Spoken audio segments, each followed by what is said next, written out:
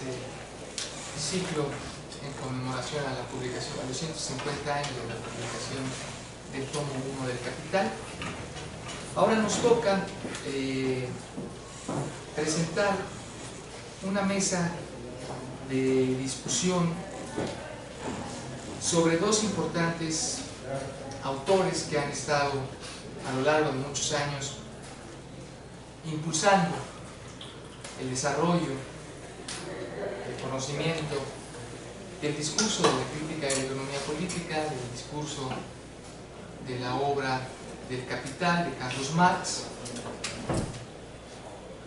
y que recientemente han cristalizado estos esfuerzos en unos libros, tanto Armando como Luis Arizmendi, libros muy importantes en torno a la reflexión y el desarrollo del discurso de la obra del Capital. En primer lugar, le vamos a dar la palabra a Armando Bartra, filósofo, actualmente profesor investigador en la Universidad Autónoma Metropolitana del plantel Xochimilco. Participa ahí en la licenciatura en Sociología y en el posgrado en Desarrollo Rural. Conocedor profundo de la situación agraria del país, la situación del movimiento campesino, y profundo pensador acerca del problema de la técnica, del desarrollo. Armando es autor de más de 30 libros y cerca de 300 artículos.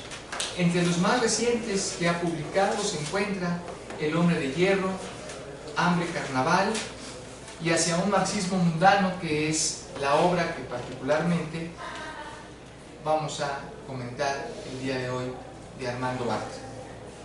¿Cedo la palabra?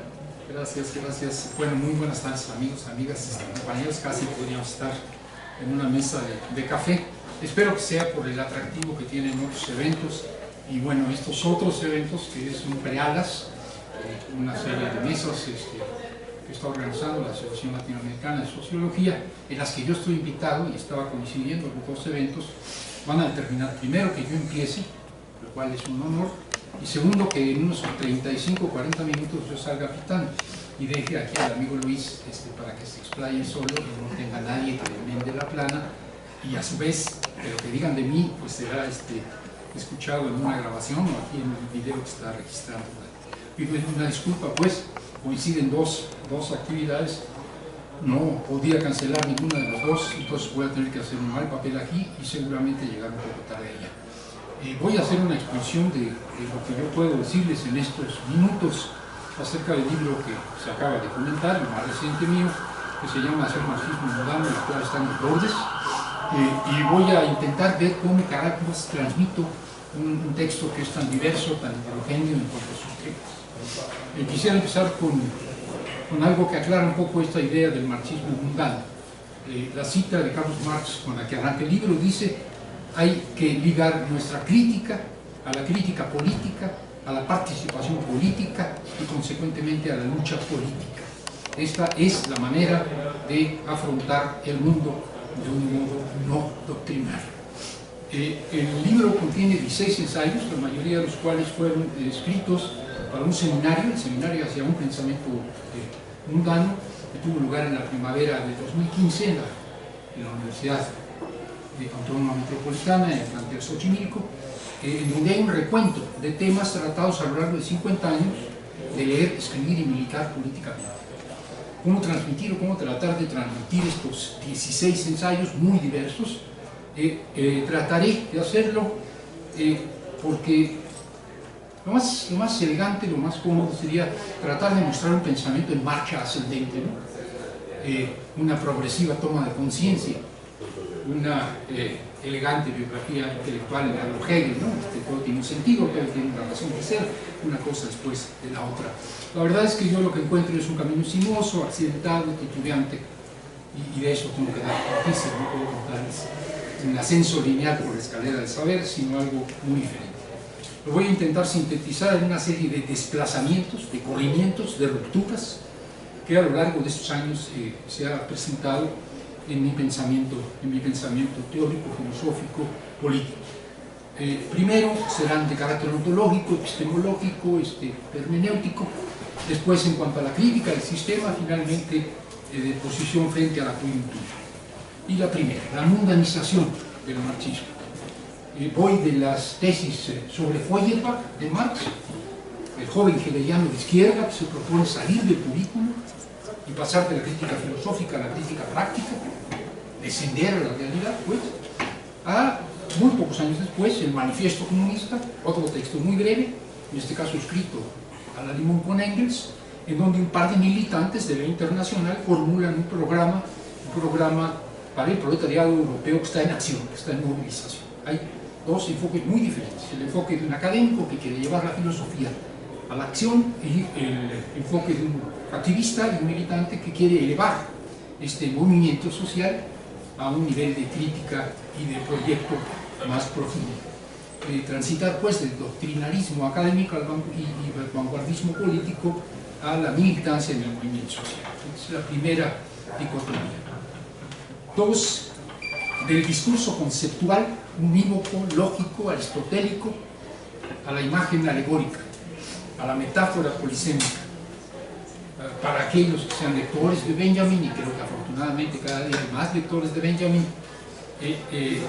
la apuesta por la imagen dialéctica y no por el pensamiento lógico, aristotélico, racional y nada más como un único instrumento de comunicación.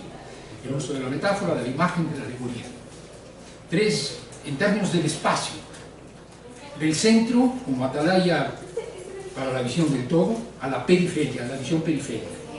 No solo el abandono, el eurocentrismo y la elección de los países orilleros, sino también el paso de un capitalismo canónico o clásico al capitalismo disforme y contrahecho, también del proletariado urbano a lo rural, campesino, indígena, a las mujeres, a la diversidad, también, y esto es más benjaminiano todavía, a los residuos, a lo que queda al borde de la carretera, a lo trivial, a lo frívolo, que no es irrelevante, a la vida cotidiana, si quieren decir.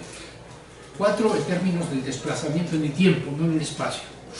De cronos, el tiempo secuencial, lineal, los calendarios, los relojes, a kairos, el instante, el tiempo de ahora. Contra la fetichización mítica del pasado que vuelve, la circularidad, pero también la fetichización providencial del futuro que nos espera inevitablemente, la flecha del tiempo progresivo. Frente a esto, apostar por el presente, por el tiempo de ahora, por kairos y no por cronos. Evidentemente no son dicotómicos, son las dos cosas, pero el énfasis cambia hacia kairos y no hacia cronos. 5. La historia teleológica cerrada, determinista, regida por una razón, sea esta la del espíritu hegeliano o la de las fuerzas productivas en la lectura determinista de Marx, a la historia abierta, en todo caso a la historia profética, pero incierta, a la historia conversando de la humanidad. 6. De la certeza a la incertidumbre, de la necesidad a la contingencia, de la inducción como único camino a la verdad, a la iluminación, a la trascendentalidad de ciertas experiencias desnudas que no son trances místicos, sino que son grandes movimientos sociales, grandes experiencias colectivas. 7. Del análisis de la necesidad histórica como curso progresivo, la lectura del marxismo como socialismo científico, de la que Marx se deslinda en sus últimos años, en su polémica con los populistas rusos, pero digo del análisis de la necesidad histórica como curso progresivo, digamos que del socialismo científico, al intento de esclarecer la experiencia como iluminación, el acontecimiento como contingencia trascendental que transita de lo singular a lo universal sin mediación. Dice que me está oyendo eso, ha leído a Jaudió, ha leído a Zizek, ha leído a Campbell. En efecto, estoy en esta visión que ellos llaman acontecimental y que yo prefiero reducirla a la experiencia. Es decir, no solo Hegel, sino también Schelling, es decir, no solo el Marx materialista histórico, sino el Nietzsche antihistoricista, serían opciones. Segundo, creo que hay que descentralizar, cuando menos yo descentralizo la crítica al sistema. Uno, de la crítica de la racionalidad perversa y alienante que imponen los valores de cambio, y este es el trabajo brillante y insuperable de Marx en El Capital, en sus 3 volúmenes, es el valor de cambio, sus perversiones, su dinámica, su dialéctica, a la crítica también de la alienante perversión de los valores de uso. No es el buen valor de uso que satisface necesidades versus el mal valor de cambio que sirve al lucro. Hay una subsunción material de los valores de uso al lucro. Hay una deformación, hay una perversión de los valores de uso, de su consumo, de la vida toda, no únicamente de la relación económico-formal. 2.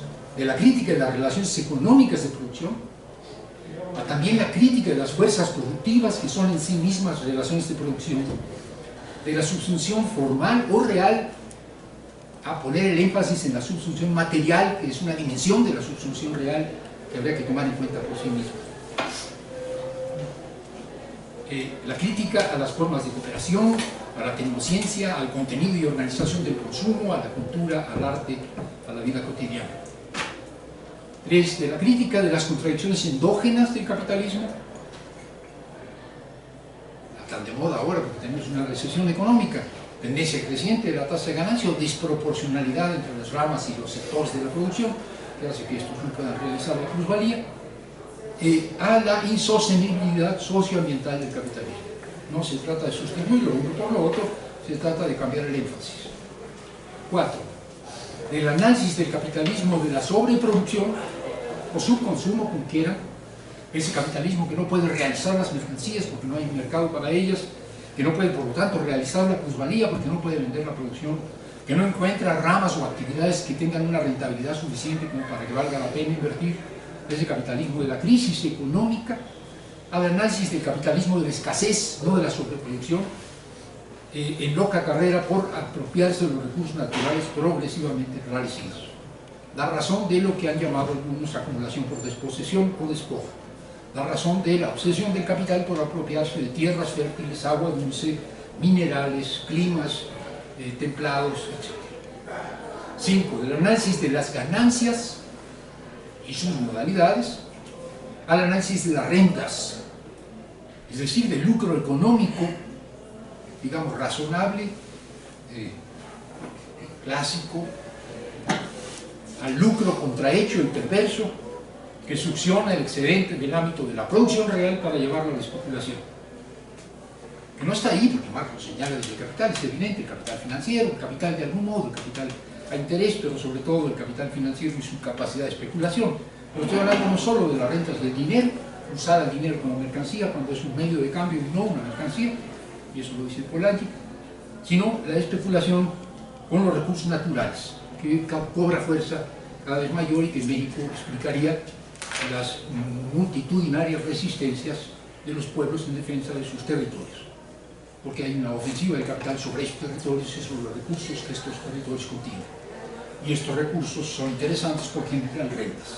Y las rentas son no tanto más importantes que la ganancia capitalista y desvían la plusvalía hacia esta modalidad perversa, distorsionada, contrahecha del lucro.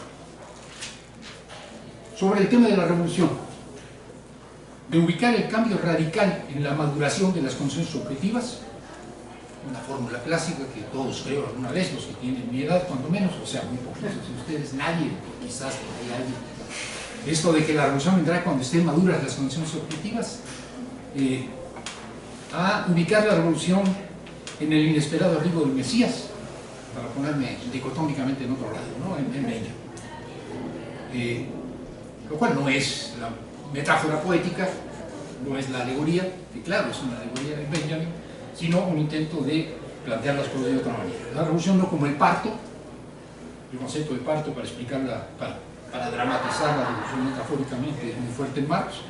El parto ocurre cuando ha madurado el feto y cuando el producto que decimos está a punto, es decir, los 9 meses, y entonces sí, y solo entonces dará a luz a la idea de que toda coyuntura tiene potencial revolucionario y que hay que prever lo imprevisto y que hay que esperar lo inesperado, porque el maldito Mesías no llega cuando se le había convocado, sino cuando se le da la gana. El ángel, si quieren ustedes, o el duende, según si estamos pensando en García Lorca o estamos pensando en Cortázar. Cortázar sería el ángel y García Lorca sería el duende. O el genio, si estuviéramos pensando en otros.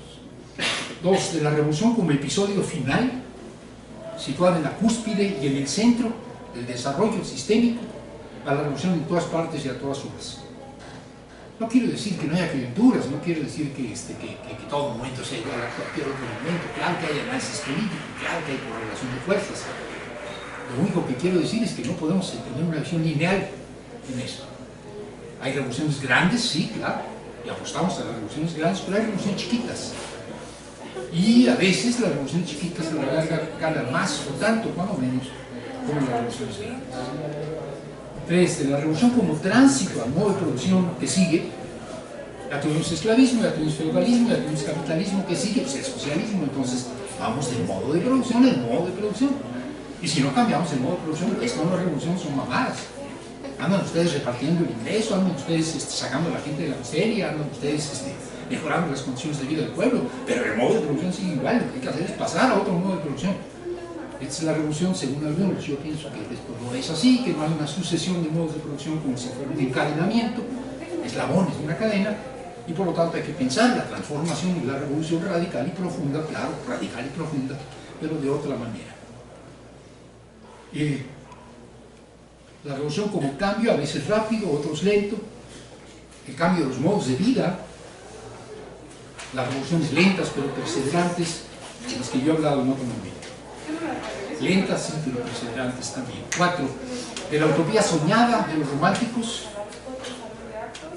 la utopía científicamente pronosticada de los materialistas históricos, la peor lectura de Marx, a la utopía vivida aquí y ahora, no postdatada, sino actual, diríamos a la utopía performativa, y no a la utopía simplemente como proyecto. Y no quiero decir que abandonemos la esperanza y que vivamos en aquí y ahora. Tengo 76 años, más me vale vivir en aquí y ahora, no me va a tocar la revolución, seguramente.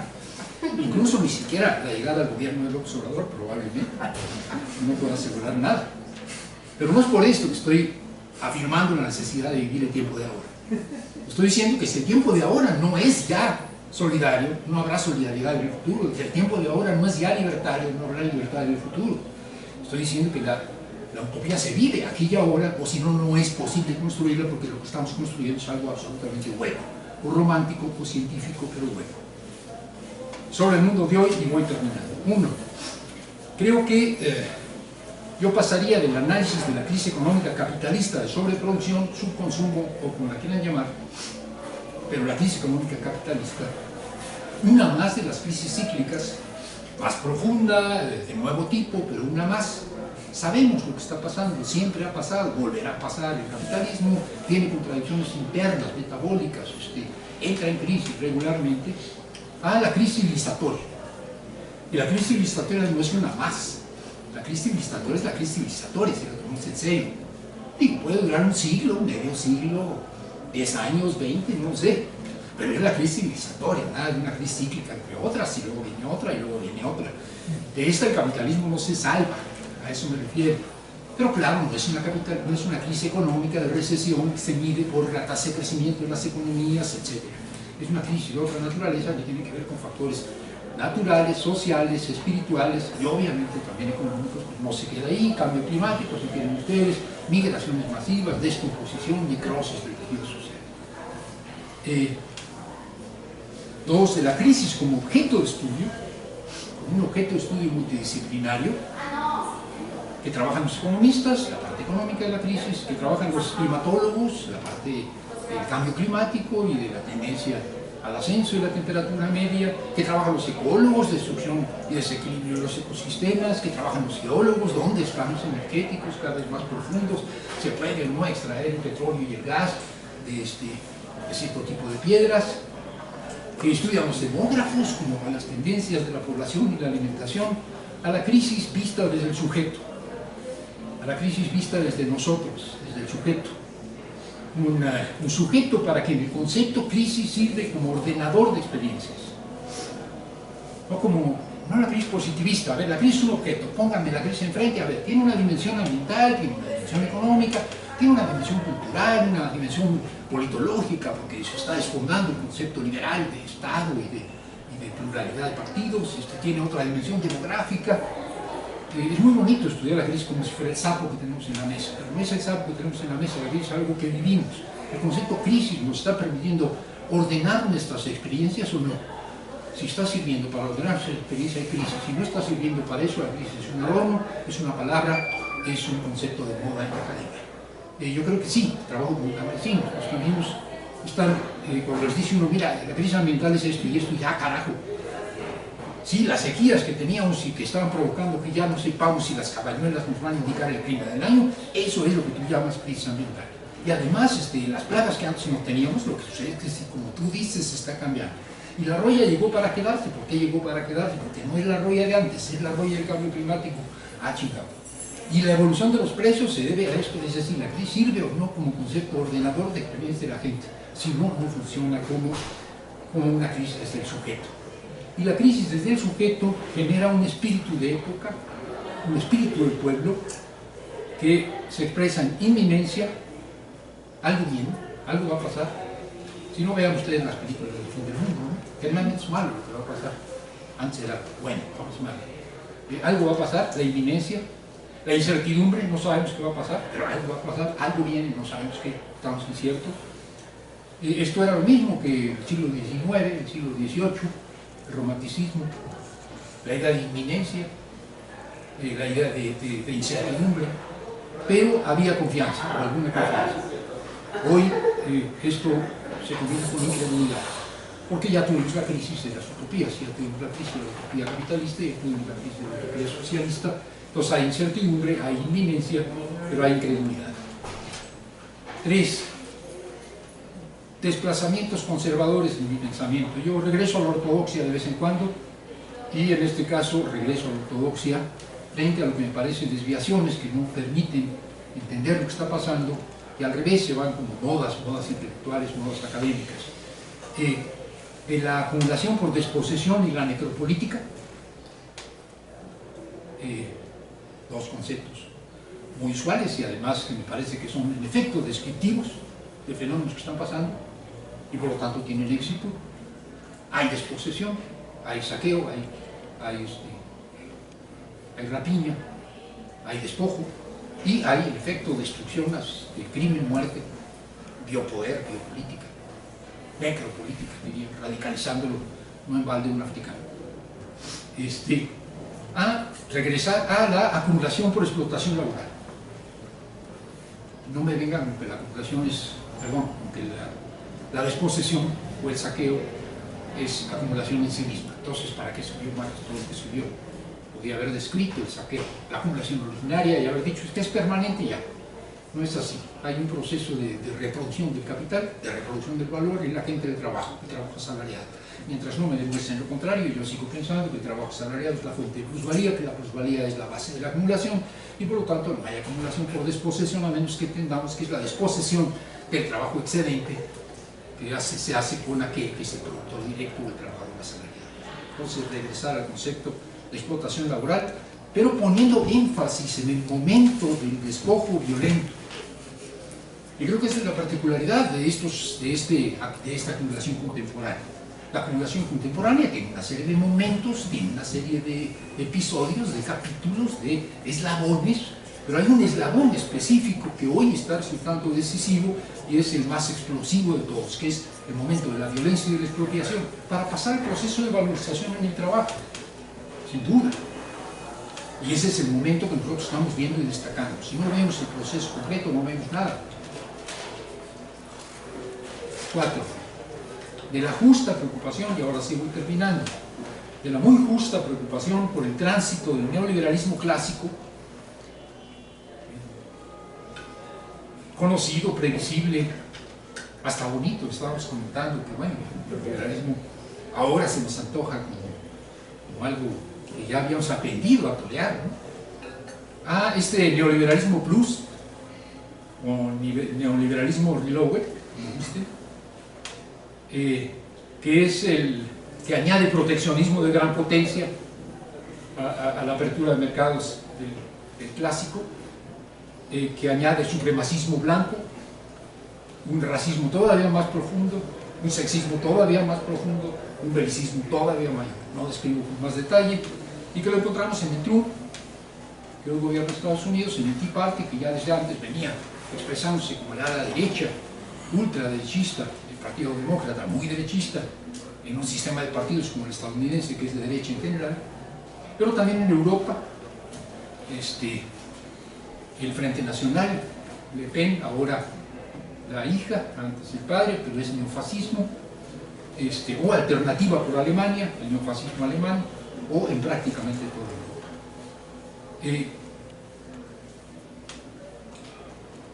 Pasaría yo de esta visión pesimista.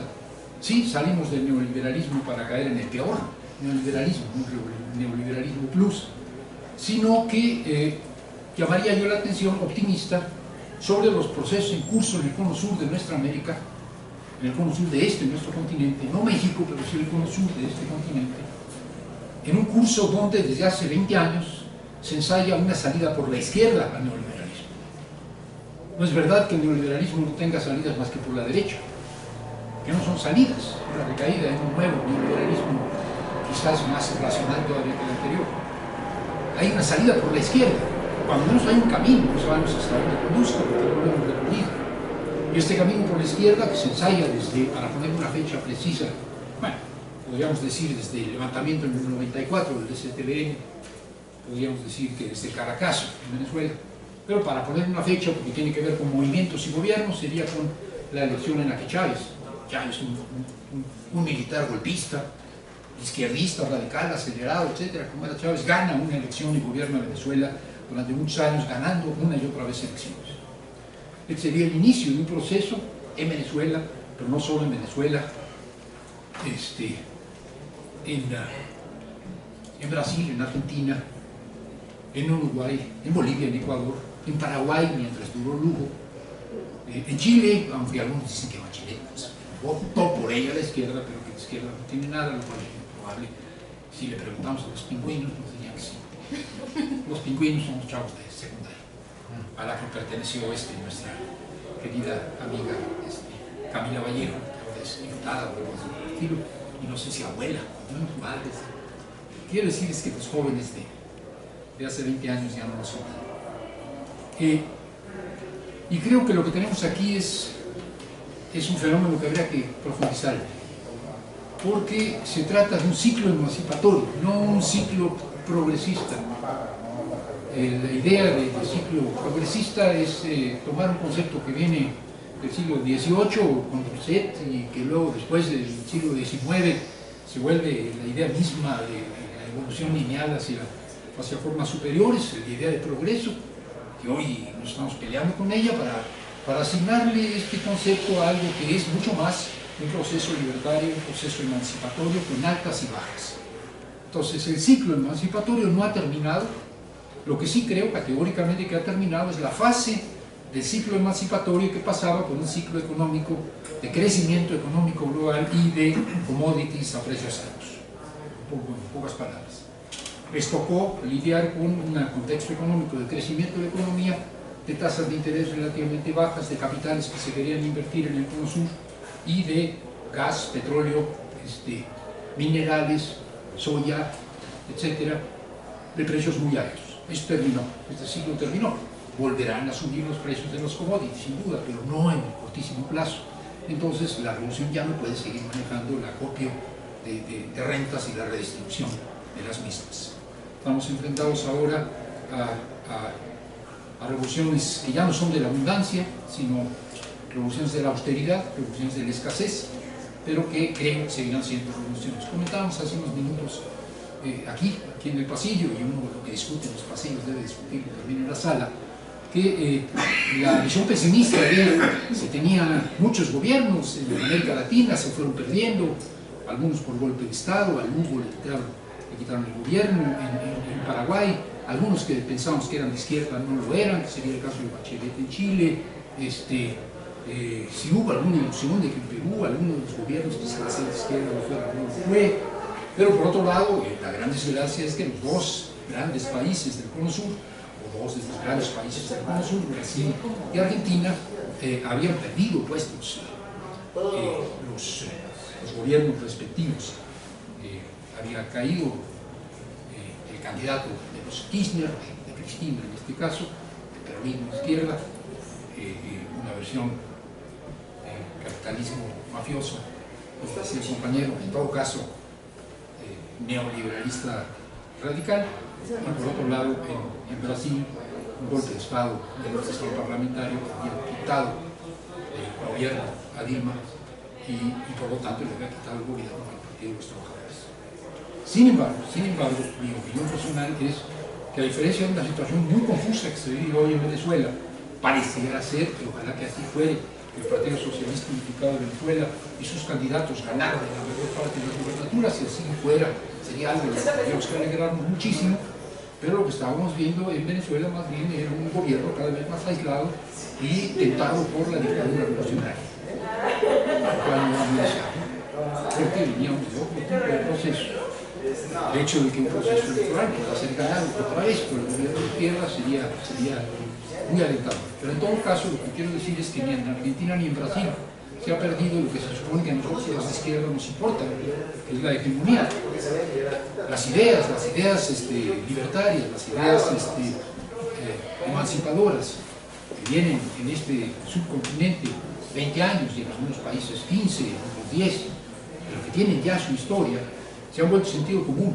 Me parece que los pueblos de estos países no se van a someter fácilmente de nuevo a la dictadura neoliberal y que no se están sometiendo.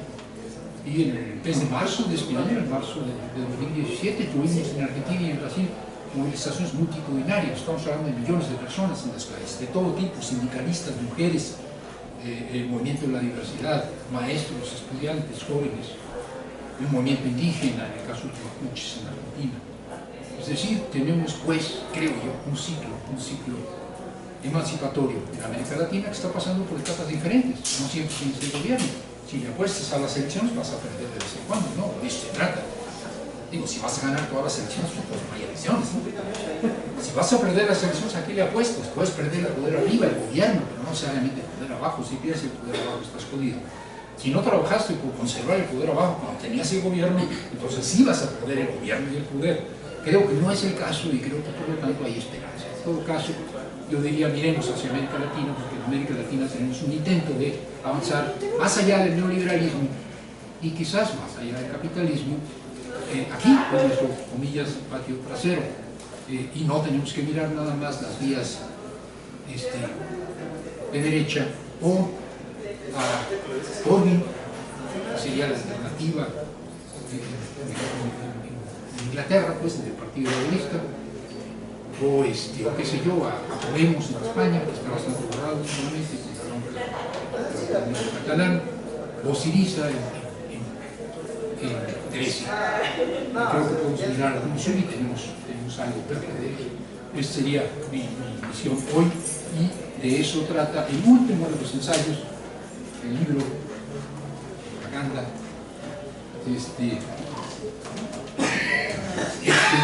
Así que les recomendamos encarecidamente que compren, porque yo lo que les dije no tiene nada que ver con el libro, hay que leerlo para saber qué es. Las notas que hayan estimado no sirven, que es atisbos se llama, hacia una mirada hacia el futuro de nuestra vida. Pues de eso trata este libro, que como ustedes ven es un corrimiento de ciertas posturas a otras posturas, generalmente de una postura muy ortodoxa a otra heterodoxa, pero en algunos casos estoy regresando a la ortodoxia, porque creo que la heterodoxia de moda no nos conduce a una mejor comprensión de lo que está pasando.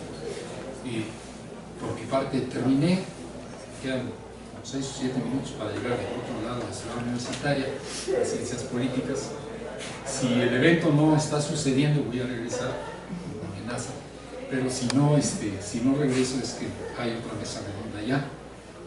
Gracias por su paciencia, gracias a Ítaca, a David, a todos los compañeros que nos organizaron esto, y a ustedes que estuvieron aquí presentes, a pesar de que a lo mejor García Lumière estaba dando una conferencia del otro lado del campus. estaban ahí. Ustedes se lo pierden. Bien, gracias, con permiso.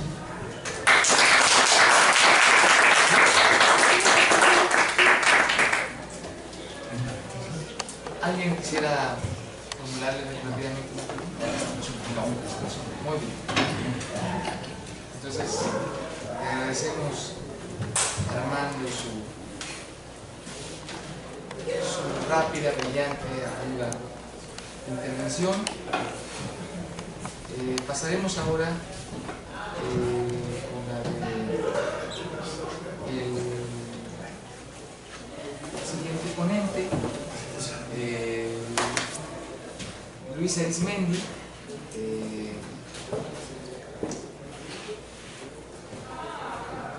Luis Arizmendi, profesor de la Facultad de Economía, egresado de la Facultad de Economía, profesor también de la Escuela Superior de Economía del Politécnico Nacional, director de la revista internacional Mundo Siglo XXI, que se edita en el Instituto Politécnico Nacional. Es el autor del segundo libro que nos convoca el día de hoy, El capital ante la crisis epocal del capitalismo, libro editado el año pasado. Profundo conocedor de la obra de Marx, profundo conocedor de la crítica de la economía política, y no solo de la crítica de la economía política, sino en general del pensamiento crítico. Ha tenido la oportunidad de impartir gran cúmulo de conferencias magistrales internacionales en distintas partes de México y del extranjero, Sudamérica, Asia, Europa, invitado por muchas universidades en estas partes del mundo, y también dentro de la universidad, con una amplia actividad de difusión, de discusión e investigación que se conoce a través de múltiples conferencias que ha dado en distintas facultades de esta casa de estudios, lo mismo que en el Colegio de México y en otras universidades del país.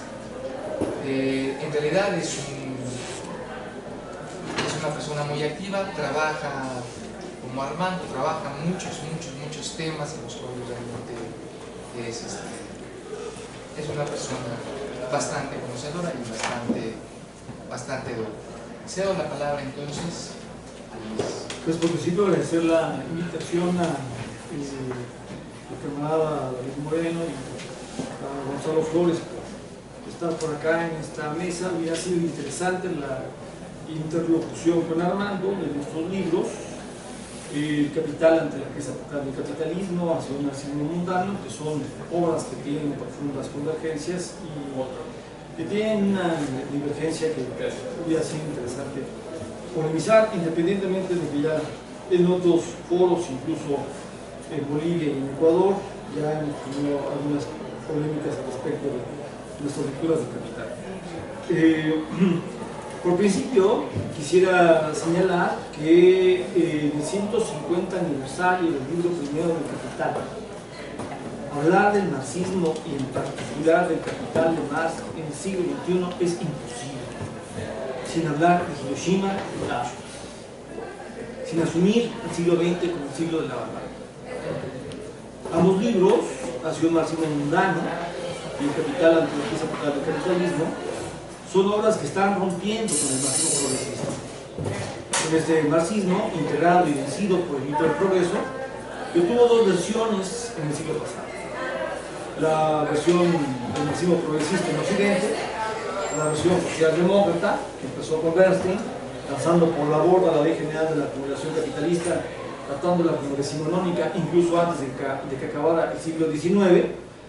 Esa lectura insistió en la idea de que el planteamiento de Marx al respecto de que el progreso tecnológico del capitalismo traía consigo un indudable desgarramiento que por un lado hacía crecer la riqueza en la misma medida en que radicalizaba la devastación del proceso de reproducción social, la devastación del mundo humano de la vida, que esa ley que daba cuenta de la expansión del ejército de reserva, era una ley que había quedado atrás porque la Belle Époque había llegado para quedarse, incluso para mundializarse.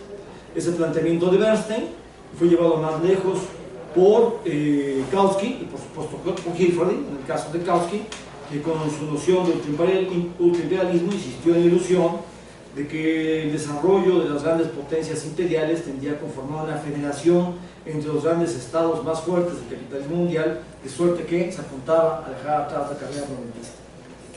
La lectura del marxismo progresista fue una lectura que lanzó la imagen entonces de que el capitalismo y su mundialización significaban un progreso económico y político indetenible, el ascenso de los niveles de vida, la Belle Époque que había llegado para quedarse y mundializarse, y además la transición a un sistema de estados que pudieran operar con la paz. El planteamiento del marxismo progresista en Occidente explotó en la cara el estallido de la época de la guerra total, no solo la Primera Guerra Mundial, las dos guerras juntas que hicieron de la civilización una maldita barbarie, pero después de la Segunda Guerra Mundial, luego de un silencio ineludible, el marxismo progresista regresó para internacionalizarse y volver a plantear lo mismo. Lo que definió al marxismo progresista en Occidente fue eludir la crítica a la barbarie. Lo que definió al marxismo progresista en Oriente fue lo mismo, bajo otra versión, aparentando ser la negación de Bernstein, de Kautsky, de Hilferding. El marxismo progresista en Oriente reemergió bajo la figura del marxismo soviético, con la lectura unilineal de la historia que hacía del desarrollo de las fuerzas productivas, que garantizaban la transición de las relaciones de producción capitalistas a las socialistas, y todos seguíamos los lineamientos planteados por el Mesías Stalin. El marxismo soviético, que hizo del marxismo un discurso que no sabe nada, para recordar la clásica expresión de Sartre, repitió la formulación del marxismo progresista de Occidente bajo una forma nueva, porque en ambos casos de lo que se trató fue de una reducción unilineal de la historia, como si no el capitalismo representaba el progreso, al menos sí las fuerzas productivas garantizaban el progreso y por tanto el arribo al cielo. Esta reducción de la historia contemporánea a destino, esta reducción unilineal de la historia de la mundialización a una sola marcha que va solo hacia adelante, eludiendo la crítica a la barbarie, fue lo que definió al marxismo progresista. En el caso de la URSS, se eludió el cuestionamiento a los 10 millones de personas mandadas a morir en trabajos forzados a Siberia, se eludió la crítica a los gulag, la represión a los campesinos, e impuso la estatalización de la tierra en el capitalismo despótico gobernado por Stalin. Lo que definió en ambos casos al marxismo progresista fue desconocer el binomio indisociable capitalismo bárbaro.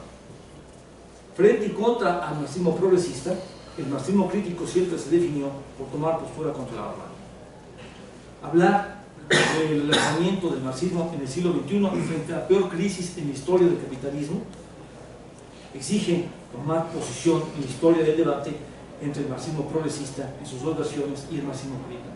Hoy es muy claro que la encrucijada socialismo o barbarie está de regreso en el debate internacional. Está de regreso el capital en el debate internacional. Se están haciendo obras muy importantes sobre el capital, no solo en América Latina, también en Europa, también en Canadá, también en Estados Unidos. Se está discutiendo el capital en el marco de volver a poner en el centro de la polémica la encrucijada socialismo-barbarie. El marxismo crítico está regresando. Ojalá ahora, no como fue en el siglo pasado, como una corriente marginal, ojalá ahora como la corriente que le dé peso preponderante al renacimiento del marxismo en su tiempo. El Capital ante la crisis epocal del capitalismo y Así un marxismo mundano son dos obras entonces militantes, tanto en términos teóricos como en términos políticos. Son obras que toman posición en la crítica a la barbarie. Por eso son obras que están discutiendo la relación entre capitalismo y violencia.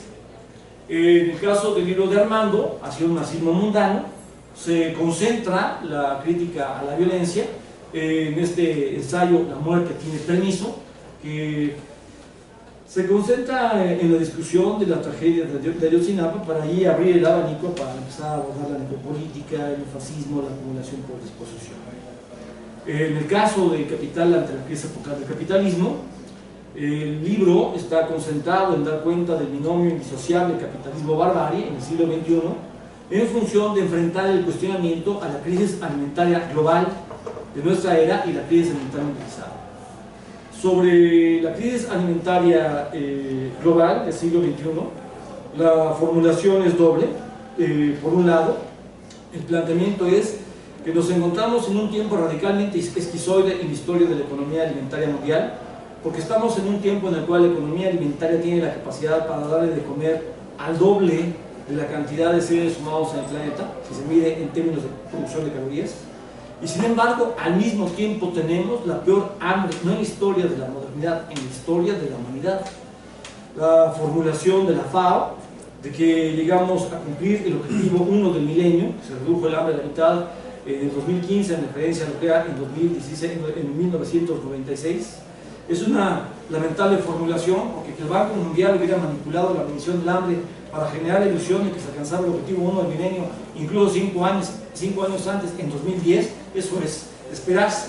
Que Raballón hiciera eso, el economista en jefe del Banco Mundial, eso era de esperarse, pero que lo hiciera la FAO, eso es una noticia de vergüenza. La FAO modificó 3 veces el método de medición del hambre global para generar la ilusión puramente cosmética de que se había llegado a cumplir el objetivo 1 del milenio. Es de tal magnitud la devastación producida por la mundialización de la pobreza que puede fecharse a partir de 1990, cuando el Banco Mundial por primera vez mide la pobreza global. Nunca lo había hecho ningún organismo internacional en la historia del capitalismo, la primera vez que se hace, y lo hace el Banco Mundial. Lo hace el Banco Mundial porque la pobreza global se vuelve un problema estratégico para la administración de la lucha mundializada de clases. La pobreza extrema constituye una situación límite de potenciales focos rojos de explosión política, de tal manera que los programas de combate a la pobreza trazados por la política neoliberal en verdad son programas de combate contra los pobres, son programas de administración estratégica, de contención estratégica de la lucha de clases. El modo en que avanza esta situación límite en la economía mundial fue muy duramente cuestionado por Thomas Pogge, que trata el problema de la pobreza como un problema de derechos humanos, o sea, de peligro de muerte para un porcentaje importante de la sociedad planetaria. Esta situación límite fue duramente cuestionada por Pogge, que demostró que entre 1990 y 2005 son 300 millones de muertes por causas asociadas a la pobreza. 6 veces más que la Segunda Guerra Mundial. Eso es barbarie económico-económica. El siglo XXI no solo está clavado en la tendencia al lanzamiento agudo de la barbarie político-destructiva, con la tendencia a la explosión de una guerra nuclear a gran escala, en la disputa por la hegemonía mundial, en la necesidad de devastar para avanzar la población. Además, el siglo XXI ha hecho de la barbarie una devastación que deriva de la violencia económico anónima, inherente a la configuración con la cual está operando violentamente el capitalismo planetario. La crisis alimentaria mundial es una expresión de barbarie económico anónima, 6 veces más muertos que en la Segunda Guerra Mundial. Eso es barbarie. El capital, ante la crisis epocal del capitalismo, está dando cuenta de esta crisis como una crisis que es una crisis de sobreacumulación, pero más que ella, una era, justo porque está mostrando cómo es que aquí la violencia económico-anónima funda una amenaza a la historia de la economía planetaria que va a durar todavía para adelante un buen rato, de un buen rato para atrás. Junto con el cuestionamiento a la crisis alimentaria global, el libro El capital ante la crisis ambiental mundializada aborda el cuestionamiento a la crisis ambiental mundializada. La formulación, para irme a la conclusión, es que si se hace una evaluación de los escenarios simplemente en función de probabilidades, se aumentará 1 grado, o 2 grados, o 3 grados la temperatura mundial para finales del siglo XXI. Así no se llega a captar claramente la tendencia de lo que está en juego, que para poder abordar el tamaño del desafío que enfrentamos en el siglo XXI es sumamente importante descifrar la tendencia epocal, el tren secular, la tendencia que abarca a todo el siglo XXI rigiendo la marcha de la crisis ambiental mundializada.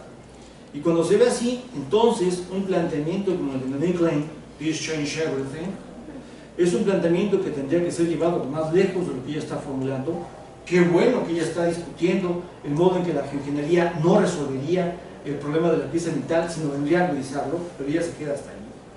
Para ir más lejos es muy importante captar que el reconocimiento de los 2 grados centígrados como un tope en el aumento de la temperatura mundial es un reconocimiento correcto, porque ahí tienden a liberarse las reservas de metano contenidas en el subsuelo de Siberia, que son reservas que podrían detonar una agudización, una retroalimentación del sobrecalentamiento planetario con un efecto 20, 30 veces superior al que produce el dióxido de carbono.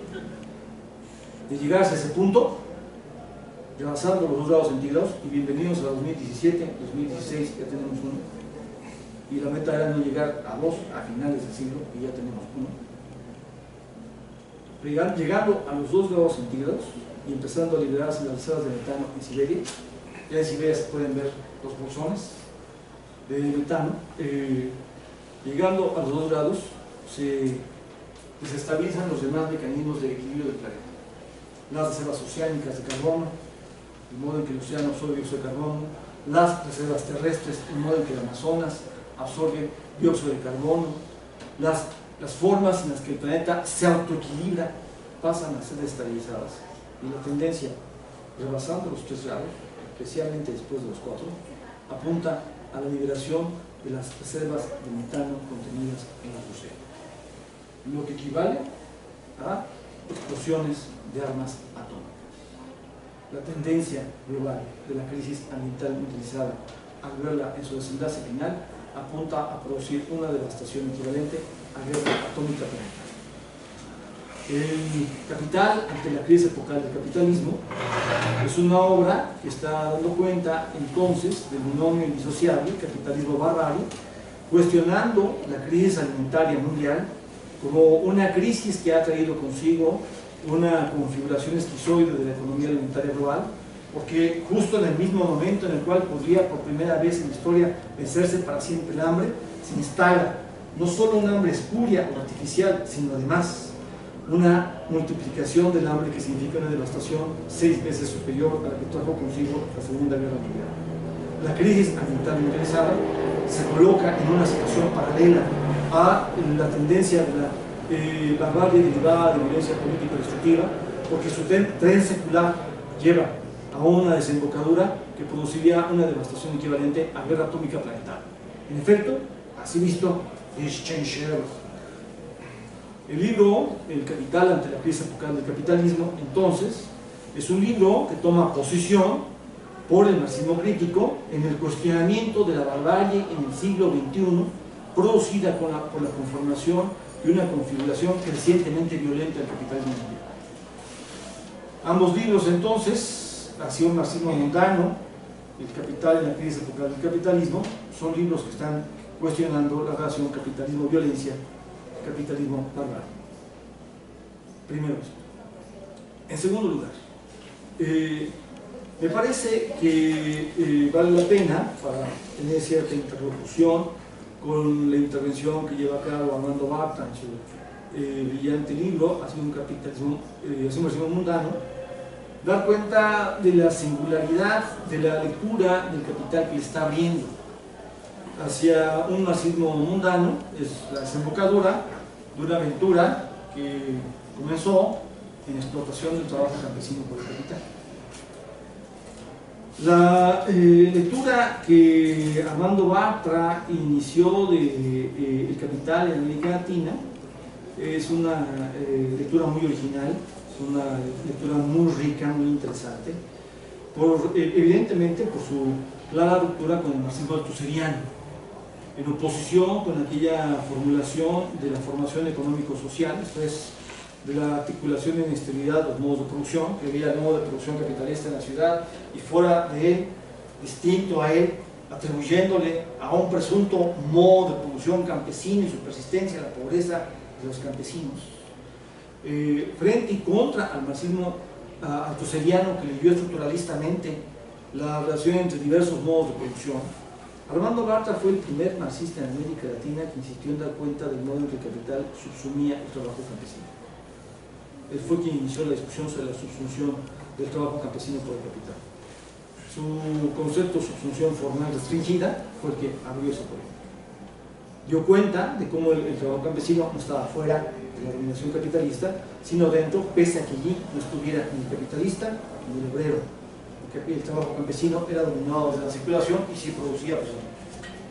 Esta manera de entrar en la lectura sobre el trabajo campesino significaba una ruptura con el marxismo althusserliano, pero además también significaba una ruptura con el marxismo soviético. En América Latina el marxismo se conoció fundamentalmente a través de esas dos líneas, el marxismo althusserliano y el marxismo soviético, porque el marxismo soviético trajo este esquema unilineal, feudalismo, capitalismo, socialismo, de Europa a América Latina, y entonces pues, a las preguntas ¿qué era América Latina en el siglo XVII, en el siglo XVIII?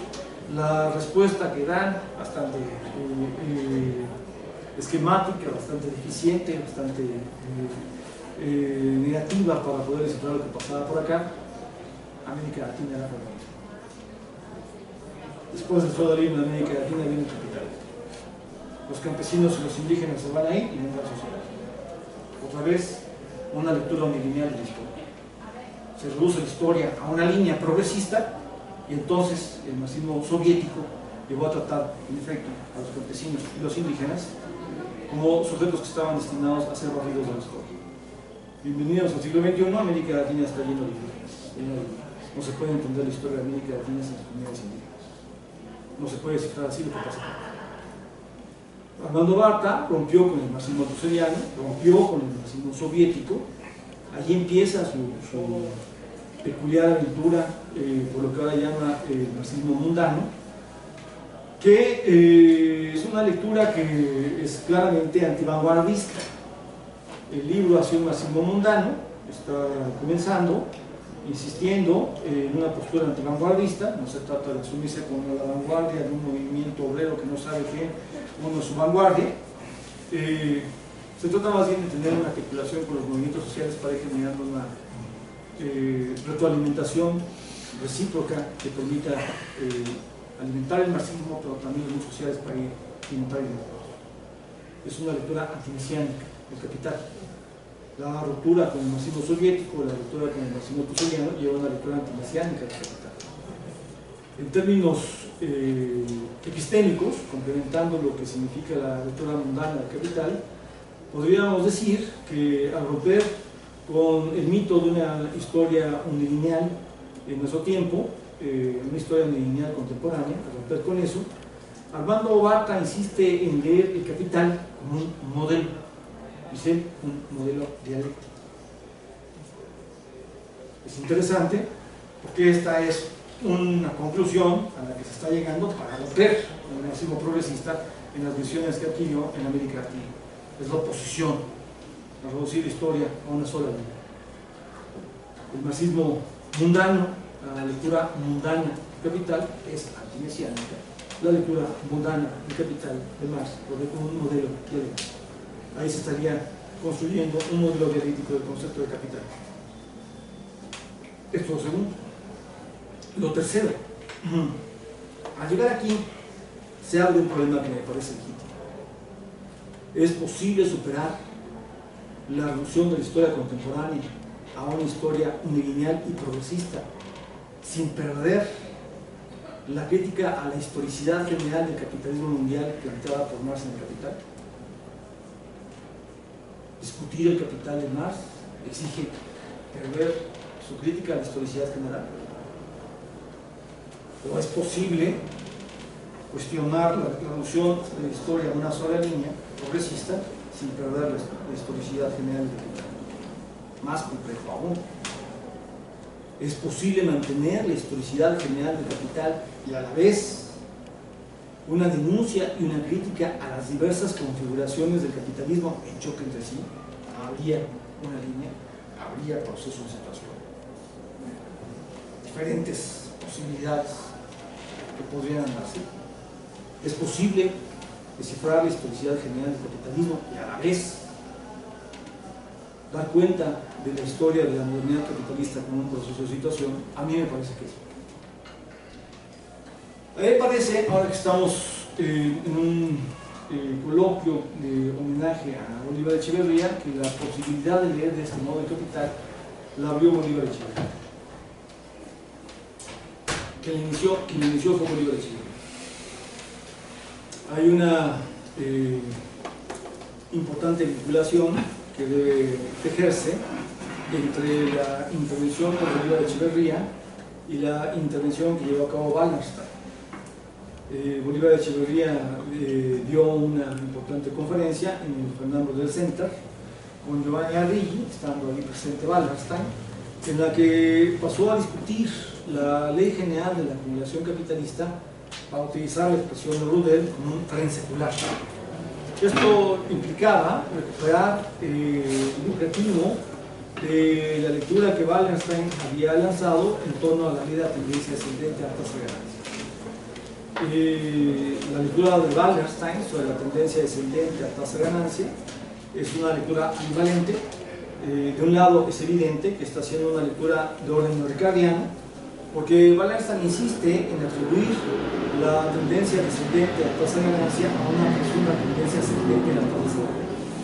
El planteamiento de él, para decirlo de un golpe, es que en la medida en que se avanza en la desruralización de la economía planetaria, en la medida en que la población se traslada del campo a la ciudad, al concentrarse recientemente la población mundial en las ciudades, habrá un desarrollo de las capacidades políticas de los trabajadores, las clases peligrosas, dice Wallenstein, de tal manera que la tendencia será a que podrán propulsar, que podrán pelear por el ascenso del salario real y podrán también pelear por el ascenso de lo que en términos marxistas cabe llamar el salario relativo, el salario indirecto, mejor dicho, el salario que se recibe a través del Estado como diferente conjunto de servicios, educación, salud.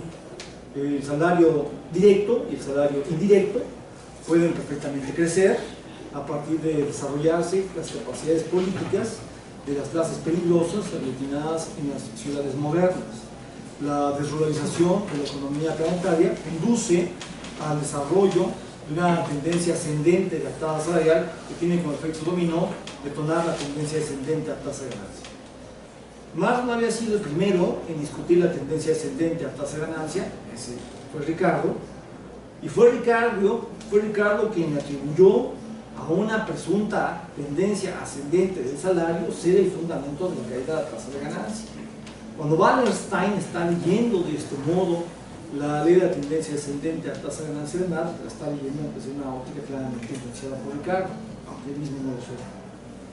La conexión importante, creativa, debajo de su lectura equivocada, sin embargo, consiste en que no está leyendo la tendencia descendente a tasa de ganancia como una ley decimonómica, no la está leyendo como una ley cíclica que da cuenta de ciclos, auge y crisis, la está leyendo como tren secular, como tendencia que atraviesa los siglos del capitalismo, de tal manera que la articulación de una crisis con otra conduce a crisis cada vez más grandes, cada vez más radicales, cada vez más amplias. Leer así la tendencia descendente a tasa de ganancia como tren secular en este fundamento general acerca, en efecto, a Wallenstein, la profunda conceptualización de Marx. En el manifiesto comunista es muy claro que Marx planteó las cosas así. Si se lanza una mirada panorámica a la historia de las grandes crisis capitalistas, puede verse que la larga depresión, producto de la primera revolución tecnológica, explota entre 1870 y 1895, dependiendo para cada país europeo cuando concluyó. Esta fue una gran crisis europea, afectó fundamentalmente a Europa Occidental, y poco después, en 1929, explotó la segunda gran crisis capitalista, la Gran Depresión, que no hay que evaluar sin considerar la Segunda Guerra Mundial, porque la devastación fue la forma en la cual se contrarrestó la crisis para relanzar a través de la destrucción con la reconstrucción la tasa de acumulación planetaria, de tal modo que la Gran Depresión va en verdad de 1929 a 1944 y es una crisis intercontinental, rebasa la crisis puramente europea que había sucedido en el siglo XIX. Si luego se ve la tercera gran crisis de sobreacumulación en la historia del capitalismo, hacia los 70, 90 del siglo pasado, porque la tasa de ganancia sí se recuperó internacionalmente, entonces se puede ver que la tercera gran crisis capitalista fue cuasi mundial. África era una especie de apartheid tecnológico en la economía planetaria, de tal manera que la cuarta gran crisis en la historia del capitalismo, que arranca en el segundo quinquenio del siglo XXI, es la primera crisis de sobreacumulación propiamente planetaria, es la crisis de sobreacumulación más grande en la historia del capitalismo. El planteamiento formulado por Marx en el Manifiesto Comunista puede verse en su vigencia radical cuando se ve la historia del capitalismo abarcando el último siglo y medio, porque entonces lo que puede verse es que en efecto las grandes crisis capitalistas de sobreacumulación son cada vez más grandes, son cada vez más prontas, son cada vez más amenazantes.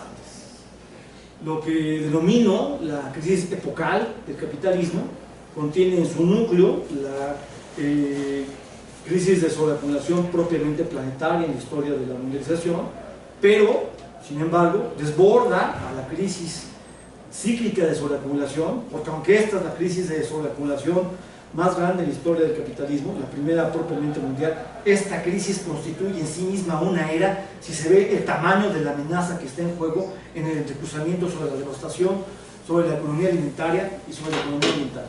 Además de que la economía alimentaria trae consigo una amenaza radical contra la reproducción social, con una devastación que equivale a 6 veces lo que generó la Segunda Guerra Mundial. Habría que decir que en su entrecruzamiento la crisis alimentaria mundializada con la crisis alimentaria ha creado el peligro de la transición de una escasez alimentaria espuria o artificial hacia una escasez alimentaria absoluta. En la medida en que crezca el sobrecalentamiento planetario, la devastación de los cultivos va a crecer. El panel intergubernamental de la ONU sobre el cambio climático ya empezó a medir las probabilidades de devastación de los cultivos, y conforme avanza el siglo XXI reconoce posibilidades cada vez mayores. No es casual que China esté comprando tierra en América Latina. El escenario puede llegar a ser de tal magnitud que más de la mitad de los cultivos de la economía mundial alimentaria pueden llegar a ser devastados en el siglo XXI, en la segunda mitad del siglo XXI. Entonces sí, tendremos una escasez alimentaria absoluta, ya no habrá falta de alimentos por el modo en que se domina el proceso de reproducción de la sociedad mundial. Habrá una falta de alimentos real. ¿No será que hay hambre habiendo alimentos en el mercado mundial? Habrá hambre con escasez absoluta alimentaria. La amenaza de la transición de la escasez alimentaria espuria o artificial a la escasez alimentaria absoluta, esa es una amenaza propia de la crisis epocal del capitalismo del siglo XXI. La crisis epocal constituye en sí misma una era, porque fundó la mundialización de la pobreza como una nueva fase, como una era. La crisis epocal del capitalismo constituye en sí misma una era, porque la crisis ambiental mundializada va a afectar a todo el siglo XXI. La crisis epocal constituye en sí misma una era, porque en su entrecruzamiento, la crisis ambiental mundializada y la crisis alimentaria global han creado el riesgo de una traición, de un sabotaje radical al potencial de superación histórica del hambre.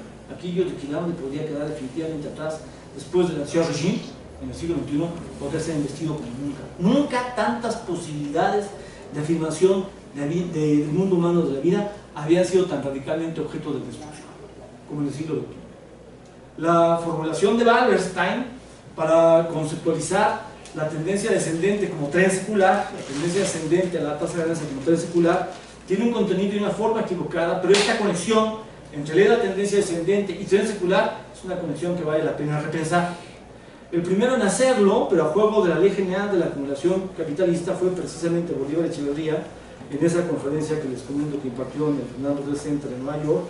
Y entonces ahí él insistió efectivamente en que en la medida en que avanzaba la marcha del progreso de la técnica planetaria subsumida por la acumulación mundial del capital, se avanzaba hacia una creciente devastación del proceso de reproducción social y de la naturaleza.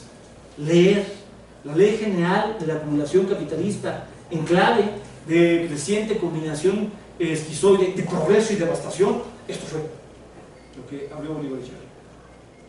Entonces me parece que la necesidad de cuestionar al marxismo progresista, rebasando la reducción de la historia contemporánea a una historia unilineal que garantiza ir hacia adelante. Esta necesidad real del marxismo crítico debería no llevar, echar por la borda, la ley general de la acumulación y la ley de la tendencia descendente de la tasa de ganancia como tendencias epocales. El capital, además, visto así, no es una obra que esté dando cuenta de un modelo dialéctico. Es una obra que está descifrando la historicidad general del capitalismo. Aunque la lectura de Armando Vaca no está planteando que el capital de Marx esté dando cuenta de una estructura, como así lo formuló Althusser, cuya intervención es interesante porque insiste en que el capital es vigente en tanto haya capitalismo, pero sin embargo tiene el gran problema de que introduce un vaciamiento antihistórico del capital y se historializa el capital. Modo en que Althusser leyó el capital, intentando una combinación imposible de marxismo y estructuralismo, exige asumir un reto, que es un reto complejo, que es leer el capital sin perder su historicidad general. Me parece que la lectura mundana del capital tiene la ambivalencia de que, por un lado, está aludiendo a que el capital se hace mundo, el capital en general se hace mundo, pero por otro lado, más bien está leyendo el capital de Marx como un modelo dialéctico. Creo que de esa manera la historicidad general del desciframiento del capitalismo y sus tendencias epocales no queda suficientemente realizado. Y el problema con eso es que entonces la contradicción radical entre el capitalismo y la modernidad no emerge. Fácilmente así puede aparecer como una especie de plataforma giratoria, y empezando el capitalismo por ser cuestionado como el fundamento de la peor crisis en la historia de la humanidad, empezando por la crítica al capitalismo como fundamento de la crisis civilizatoria en el siglo XXI, se puede introducir una plataforma giratoria y entonces el capitalismo deja de ser el fundamento final de la crisis civilizatoria para volverse la modernidad. Atribuirle a la modernidad en general la legalidad propia de la modernidad capitalista, esto es, el entrecruzamiento de progreso y devastación, creo que tiene el grave problema de que impide reconocer el fundamento material positivo para la trascendencia de la modernidad capitalista. En efecto, la clave está en los bordes, pero leer nuestra era en los bordes exige percatarse de que otras trayectorias de modernidad son posibles aquí y ahora, otras trayectorias para la técnica planetaria son posibles aquí y ahora, y que esas otras trayectorias tienen consecuencias de primer orden para trascender la magnitud de las amenazas que enfrentamos. Aunque tendría que cambiarse, por supuesto, el patrón cualitativo de producción y consumo de alimentos, sin embargo, es innegable que con la capacidad que existe actualmente en la economía alimentaria, se podría resolver el hambre en muy poco tiempo. El problema de eternizar la escasez es que eternizamos la escasez alimentaria. Estamos hablando de que si la FAO manipuló la medición del hambre, es 1.300 millones de seres humanos, mínimo, los que padecen hoy hambre. Eternizar la escasez tiene la consecuencia de que nosotros estamos hablando de quién va a morir, de cuántos van a morir. Cuando se reconoce la ley general de la acumulación capitalista y la ley de la tendencia descendente a la tasa de ganancia como tendencias epocales, lo que emerge es la contradicción radical entre capitalismo y modernidad. La tendencia a la automatización de la técnica planetaria aparece como una tendencia saboteada, traicionada, golpeada, embestida por una configuración de la devastación que trae consigo amenazas cada vez más radicales para el mundo humano de la vida. Pero esto no constituye una legalidad propia de la modernidad. Esto constituye la legalidad propia de la modernidad capitalista. Esta diferencia entre capitalismo y modernidad me parece decisiva a la hora de entrar en el debate sobre política estratégica. Esa discusión es una discusión que hay que desarrollar con todo respeto con Armando Bartra, a quien yo le he insistido que lo que está pasando es que al defender a las comunidades campesinas, al defender a las comunidades indígenas, está realizándose una eternización de la escasez innecesaria, porque se está confundiendo necesidad y escasez como si fueran sinónimos. Necesidad es un término que sirve para dar cuenta de la carencia, de los requerimientos que tienen que cubrirse en la relación sujeto-mundo. Escasez es el nombre de un desgarramiento en la relación entre la humanidad y la realidad. La escasez no es inmanente al mundo humano de la vida, la necesidad sí. Para una cosa como la otra, especialmente muestra su problema delicado a la hora de discutir qué hacer ante la crisis alimentaria en el siglo XXI. El Capital ante la crisis epocal. El capitalismo es una obra que está partiendo de leer El Capital de Marx, colocando como su fundamento la teoría de la crisis. Insisto en que la crítica de la economía política es una obra que ha colocado la crítica a la economía y la crítica a la política como el eje de la crítica al capitalismo, y esto quiere decir, para recordar la expresión de Horkheimer, que la economía y la política en la modernidad capitalista están en crisis, porque sí, su amenaza radical contra el mundo de la vida se mostró en el siglo XX, especialmente en Auschwitz y Hiroshima, y esto que Horkheimer planteó como la crisis en tanto fundamento de la teoría crítica debe llevar a repensar el Capital, colocando la teoría de la crisis como fundamento de los tres tomos. No es solo la ley general de la acumulación, no es solo la ley de tendencia descendente a tasa de ganancia, la sección séptima en el tomo 1, la sección tercera en el tomo 3, o la sección quinta en el tomo 3, con la discusión al respecto de la crisis de sobrefinanciamiento. No son pasajes en el Capital los que tienen la teoría de la crisis, es el Capital, la obra que da cuenta de la compleja relación entre capitalismo y crisis, justo para poder cuestionar de modo irrenunciable y radical el binomio indisociable capitalismo-barra. Muchas gracias.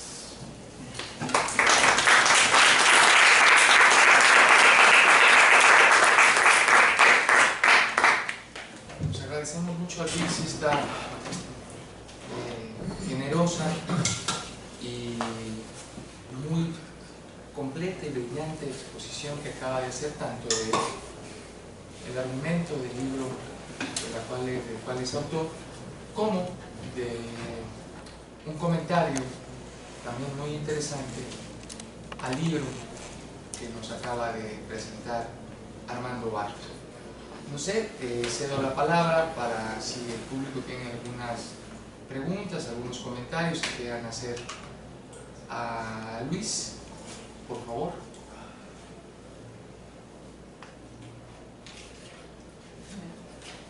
Sí. Bueno, una pregunta sobre la crisis alimentaria. En los datos que señalas hay datos sorprendentes, ¿no? Sobre todo de la cantidad de alimentos que alcanzarían para alimentar a la humanidad. Yo quiero preguntarte si en tu libro hablas sobre la cantidad de alimentos que existen, pero que ya están deteriorados, que ya son nocivos para el consumo, ¿no? Entonces, si en el libro lo tratas, si nos pudieras platicar algo de esto.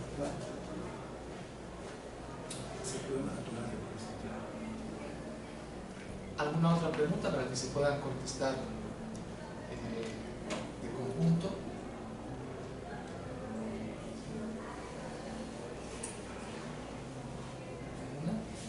Me llamó la atención, naturalmente, si tú quieres, Armando, sobre lo de acumulación por disposición, que tanto tú lo manejas respecto al término de Harvey, ¿no? Él, a lo mejor yo lo entendí mal, pero él decía que la acumulación venía del trabajo, del despojo del trabajo. Entonces,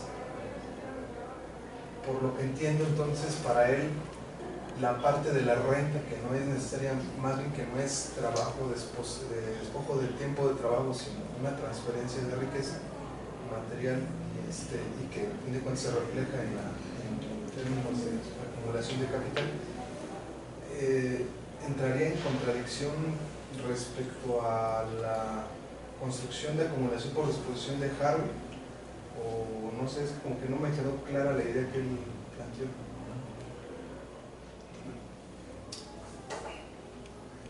¿Alguna otra? Yo sí tendría una pregunta.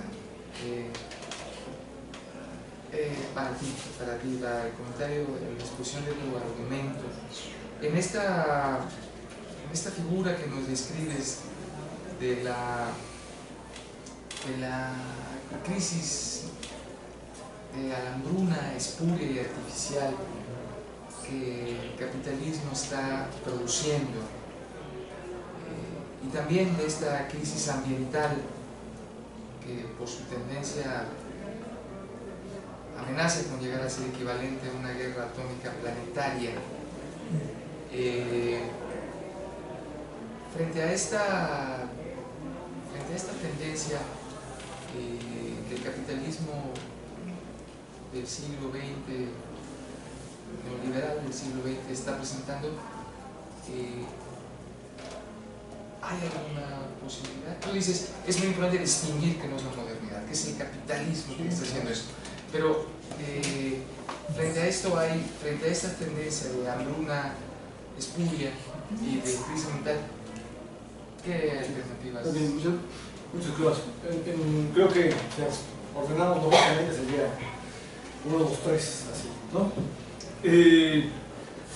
A mí me parece que lo interesante de la intervención de Javi al respecto del concepto de acumulación por disposición consiste en que está apuntando a dar cuenta de que el capitalismo del fin del siglo XX está diciendo adiós a la promesa del progreso para todos. Especialmente en los 30 gloriosos, luego de la Segunda Guerra Mundial, parecía que el capitalismo podía regresar, algo así, a lo que había sido la Belle Époque a finales del siglo XIX, a principios del siglo XX, pero a una escala mayor en la economía mundial. Es decir, que el ascenso de la tasa de ganancia podría traer consigo el ascenso de la tasa salarial y elevar el estándar de vida. Arribo a la acumulación por desposesión está mostrando que el capitalismo le dice adiós a la promesa del progreso para todos y se lanza a la embestida sobre la riqueza pública y se lanza a la embestida sobre los bienes comunes. El capitalismo al fin del siglo XX se vuelve crecientemente violento. Creo que esa discusión al respecto de la relación entre capitalismo y violencia sale de manera sugerente con el concepto de Harvey de acumulación por desposesión. Ha sido como que claro en la intervención de Armando, que introduce como una contraposición entre el término de Harvey de acumulación por desposesión de los bienes públicos y desposesión de los bienes comunes frente a la desposesión de plusvalía. A mí me parece que en todo caso el mismo concepto de acumulación por desposesión podría ser reconceptualizado, pero esa antinomia no es imprescindible. Es decir, dar cuenta del modo en el cual está sucediendo el desarrollo de la explotación de la plusvalía en todas sus modalidades, dar cuenta del modo en el cual la innovación tecnológica se utiliza como un arma para avanzar en la sobreexplotación de la fuerza de trabajo, no está contrapuesto antinómicamente con la articulación de cómo sucede la embestida por desposesión sobre los bienes públicos y los bienes comunes. De hecho, eso me parece que es algo que está profundamente articulado, es decir, lo que habían hecho los estados periféricos en el siglo XX para de alguna manera defenderse en las relaciones de poder de la economía planetaria había sido defender sus recursos naturales, había sido defender hasta cierto punto sus poblaciones nacionales. Lo que sucede con la derrota de las formas defensivas de la periferia, que está ejemplarmente expresada en el caso de México, es que se impone una dinámica de sobreexplotación brutal, no se estrena, es brutal, porque a mí el trabajo cada vez va a ser, sin embargo, cada vez más lastimado el proceso de reproducción social. Se impone una sobreexplotación brutal sobre la fuerza de trabajo. Lo que sucede en México entre el 82 y el 88 es un ejemplo de eso, porque la deuda externa crece y se paga con una embestida que degrada 4 décadas lo que se había alcanzado en ascenso del salario mínimo nacional. Lo que acaba de pasar en Argentina con la dictadura militar de Videla, acá se hace sin dictadura militar. Con una explosión enorme de la deuda externa que se cubre con un golpazo al salario nacional. Entonces una cosa no está negando la otra, están pegadas. De hecho, también pasa lo mismo con la ofensiva sobre los recursos naturales, sobre el petróleo y el gas. lo que había pasado en México en el siglo XX al respecto de la soberanía alimentaria, digamos, es que se puede decir, iba a haber pobreza, la gente no se iba a morir de hambre. Que México fuera un país prototipo en el ejercicio de la soberanía alimentaria en el siglo XX le permitió a México usar la renta petrolera con este efecto en la renta nacional. Lo que sucede cuando se pasa a la privatización estratégica del petróleo y el gas, el adiós a la soberanía alimentaria, y tenemos ahora sí la aparición de hambre en un país que había sido de hambre y de muertos por hambre en un país que había sido ejemplar el siglo pasado en el ejercicio de la soberanía alimentaria. Entonces, la ofensiva, la disposición de recursos naturales, sí está conectada con una embestida sobre el salario nacional, sí está conectada con una mayor confrontación al interior de la clase trabajadora para poder desarrollar mayores tasas de explotación. Creo que una cosa no niega la otra. La disposición de los bienes públicos, la disposición de los bienes comunes, no está antinómicamente conectada con la disposición del trabajo. Creo que esa es una polaridad innecesaria. A lo que está convocando el debate sobre la acumulación por disposición, es esta conexión entre capitalismo y violencia que tendría que ser desarrollada. Es lo que yo he hecho a juego de mi discusión sobre el concepto de capitalismo necropolítico. Pues sí, el debate sobre la crisis alimentaria mundial es un debate complejo. Digamos que en la ONU surgió de manera muy interesante, en particular con la intervención de Oliver de Schutter, uno de los redactores más importantes que ha tenido la ONU en toda su historia. La discusión en torno a lo que dieron a llamar the right to food, el derecho a la alimentación. Ahí se está reconociendo un potencial, digamos, abstracto, que alcanza la economía alimentaria en la recta de siglo. Ellos están midiendo la producción de calorías, por eso me refería, sabiendo que la discusión inevitable es la que mencionas, por eso señalé que si se mide en términos de producción de calorías, ahí estoy hablando en términos abstractos generales. Si se mide en términos de producción de calorías, la economía mundial alimentaria sí tiene la capacidad hoy para darle de comer al doble de la sociedad planetaria. Eso muestra que la promesa que la modernidad capitalista lanzó de que el hambre no volvería a estar nunca más después del ancien régimen, en lo que concierne a la economía mundial, pues por primera vez es una promesa que podría haberse realizado en la vuelta de siglo. Por eso es muy importante que en la ONU se esté discutiendo el derecho a la alimentación. Claro, el debate no puede quedarse en términos solo de la producción y el consumo de calorías. Sí importa dar cuenta además del patrón cualitativo alimentario, porque el hambre mundial no está nada más determinada por el modo en que se domina la circulación de alimentos, como si el problema fuera circulacionista, sino que la misma estructura cualitativa de la producción y el consumo de alimentos en la economía mundial produce. O sea, en la medida en que el mercado alimentario está centrado en la producción de carne, lo que sucede es que en ciertos lugares se concentra la producción de carne, se devasta el suelo y ahí la población sufre hambre. Es aquello de los hombres que pasan a ser desplazados por las reses y no por las ovejas. Entonces, lo que significa que en un lado de la economía mundial puede haber conjuntos poblacionales que acceden a un consumo creciente de proteína animal, trae consigo que del otro lado de la economía mundial haya conjuntos sociales que tienen que parecer invariablemente hambre. La dinámica con la cual la economía mundial alimentaria produce hambre no solo es una dinámica derivada del control de la circulación planetaria de alimentos, es un problema del patrón colectivo de la producción y el consumo de alimentos.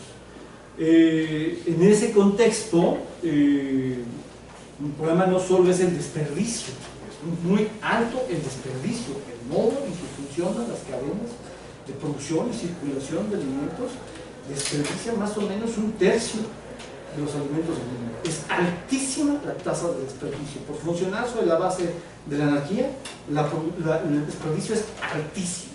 Pero en efecto no es nada más un problema de desperdicio, lo cual la ONU trabaja mucho. Es un problema del patrón cualitativo. Pero sin embargo, a la hora de pensar en las transiciones, de cómo pasamos a un patrón alimentario alternativo para una nación, para un país, para localidades, para un país o para países, la transición tiene que ser vista con mediaciones. Y allí es donde me parece que vale mucho la pena empezar a percibir que en términos de calorías, el patrón alimentario mundial tiene el potencial para producir el doble de alimentos para la economía mundial. Esto quiere decir que si hay una reestructuración cualitativa de la producción de alimentos, perfectamente puedes empezar a producir menos calorías y de todos modos tienes el ancho para darle de comer a la gente. Que haya el ancho para darle de comer a la gente con el doble, produciendo así, con un patrón de consumo alterado, lo único que te muestra es que si lo modificas, de todos modos lo resuelves. Lo que importa de ponerlo así es que el hambre se podría resolver a corto plazo. Para la ONU esto es claro. Como la ONU sí mide el problema del hambre como un problema estratégico para la administración de la lucha de clases mundial, este es un problema. A diferencia del Banco Mundial, vale madres, viva la devastación, la ONU no puede manejarse igual. Bueno, no toda la ONU. Ciertos grupos en la ONU no se manejan igual. Es muy interesante que hay grupos en la ONU que empiezan a huir. Yo tengo reuniones con gente que se para de vida, empiezan a huir. Empiezan a ver un marxismo subido de tono. La cosa tan mal que están necesitados de conseguir alternativas. Y allí creo que hay varias líneas de política estratégica alternativa que tendrían que ser construidas. Por supuesto, hay que empujar por la soberanía alimentaria, no por la seguridad alimentaria. Esa fue la cantaleta neoliberal para llevar a cabo el abandono de la soberanía alimentaria. Salía más barato importar los alimentos que autoproducirlos, así que mejor no los produzcamos adentro. Con eso se justificó dejar atrás el autoabastecimiento nacional de alimentos. Y una vez que los precios internacionales se dispararon, la crisis alimentaria golpeó durísimo. Entonces, creo que sí hay que regresar a la soberanía alimentaria, pero hay que regresar a la soberanía alimentaria de otra manera. No al modo en que funcionó en el siglo XX, sino de otra manera.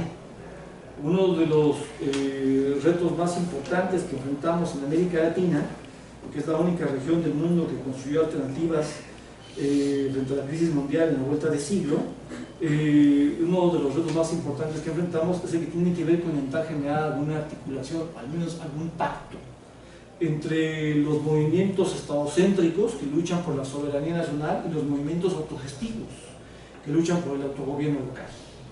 Si uno lo ve en lo general, la pregunta es ineludible: ¿cuál necesidad es legítima?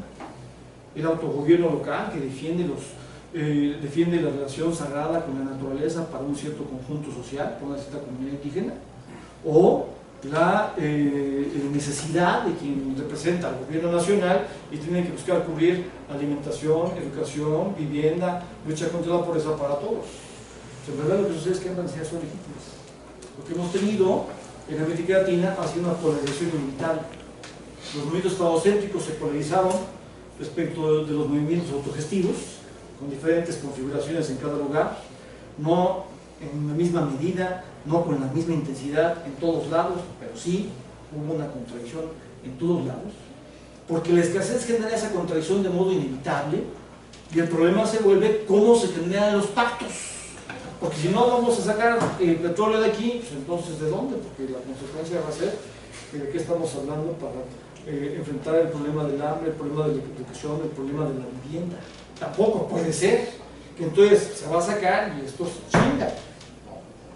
Esto exige una articulación para poder llevar a cabo una lucha de corto, mediano y largo plazo, en donde si logramos que los movimientos autogestivos y los movimientos estadocéntricos generen no la disolución de uno en otro, sino un pacto estratégico con visión de largo plazo, ahí podremos tener una situación diferente para resistir la ofensiva que ahora estamos recibiendo en América Latina. Y entonces, en ese contexto, creo que Bolivia, en su constitución, hizo un planteamiento programático extremadamente valioso, porque la constitución boliviana sí está hablando de la importancia de llevar a cabo la producción de alimentos con proyecto de soberanía nacional, con vinculación estratégica con la autogestión de las comunidades indígenas. Entonces, ¿qué hacer? Hay mucho que hacer. En este contexto, creo que eso nos importa mucho aprender a ver en los bordes, y ver en los bordes hoy exige darse cuenta de que tenemos perfectamente a la mano la posibilidad de abrir, de estrenar, de fundar de modo inédito políticas de circulación de alimentos basados en políticas de antimercado, políticas de desmercantificación para la reproducción de la fuerza de trabajo, al menos en lo que concierne a alimentos básicos, son perfectamente posibles. Garantizar que toda la gente coma sin tener que venderse como mercancía de fuerza de trabajo está a la mano. Está a la mano. Es interesante que es eso de lo que está hablando Raúl. Claro, uno lo está diciendo en términos de administración estratégica de la lucha de clases. Pero cuando ese debate lo inició el marxismo, y esto pasó con él y con Borges, con el libro de Borges, Miseras de presente, riqueza de lo posible, que trajo ese debate a México fui yo, que traduje el ensayo de Negri, comentando el libro de Borges en 1998, y luego empezó la discusión sobre lo que se llama el individuo ciudadano en 2005. En México, cuando se presentó la primera vez la propuesta en la Cámara de Diputados, lo mandaban por un tubo, ahora ya está retomada la discusión. Y ya tenemos un artículo que dice que esto tiene que realizar la alimentación de todos. Claro, a mí me parece que si se piensa en términos transcapitalistas, ahí se abre la posibilidad de generar una nueva cultura social, porque en la medida en que se empieza a reconocer que la modernidad tiene potencialidades efectivas para alcanzar la abundancia, por la ventana alimentaria se podrían empezar a identificar las otras potencialidades de la abundancia que podemos tener, ¿no? Hay posibilidades reales de desmercantificación en ciertas dimensiones en la reproducción de la fuerza de trabajo que se pueden aplicar aquí y ahora. ¿Qué hacer? Hay mucho que hacer. La transición a otro patrón colectivo alimentario, por supuesto que es ineludible, es imprescindible. No se puede enfrentar el hambre mundial solo en función de una política circulatoria, pero es muy importante ahí darse cuenta que sí existe la capacidad para modificar el patrón colectivo y resolver el problema del hambre. No hay escasez alimentaria permanente. Este es mi debate con Armando. Donde truena la eternización de la escasez es cuando entras en la discusión sobre escasez alimentaria. El debate se vuelve: ¿quién se va a morir de hambre? ¿Qué le vas a decir a los países pobres? ¿Qué le vas a decir a los países pobres en América Latina? ¿Que la escasez alimentaria llegó para quedarse? No se puede decir eso. No se puede decir eso. No es un debate teórico, lo que es un debate teórico sobre cómo leer el capital, cómo leer la ley general de la acumulación, cómo leer la ley de tendencias de ganancia. Se tiene un problema de política estratégica, de proyecto de Estado, con consecuencias de primer orden. Porque si Bolivia ya arrancó esto, pues ahí tenemos el inicio de algo que podría extenderse. Son posibilidades que podemos llevar más lejos. La ONU está hablando de una versión liberal para the right to food. Bolivia no está hablando de una versión liberal. Bolivia está hablando de algo más serio. Está hablando de una articulación entre la soberanía y la autogestión. Está hablando de algo más serio. Pues, ¿qué hacer? Hay muchas cosas que hacer. Y cuando se ve así, creo que también se puede entrar en la discusión respecto de qué pasa con la crisis ambiental mundializada. Ahí lo que tenemos es una situación extremadamente inestable, extremadamente amenazante. Por supuesto que la historia no es destino. Todo el tiempo lo que señalé por principio es que en lo que converge el capital ante la crisis epocal del capitalismo y así un marxismo mundano de Armando Bartra es en el rechazo a leer la historia contemporánea como una línea. No hay destinos, hay procesos en situación, trayectorias muy diversas, muy complejas. Y yo creo que aquí sí importa mucho romper con toda la reducción de la historia a una sola línea para entender América Latina.